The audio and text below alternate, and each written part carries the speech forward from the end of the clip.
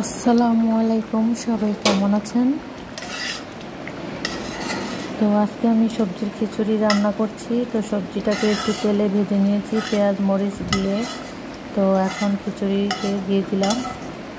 তো মুগ ডাল আর চাল দিয়ে খিচুড়িটা রান্না হচ্ছে। তো শুক্রবারে সাধারণত খিচুড়ি খাওয়া হয়, তার সঙ্গে আছে চিংড়ি মাছের ভর্তা, তারপরে পেঁয়াজ আর শুকনো মরিচ বাদামের ভর্তা।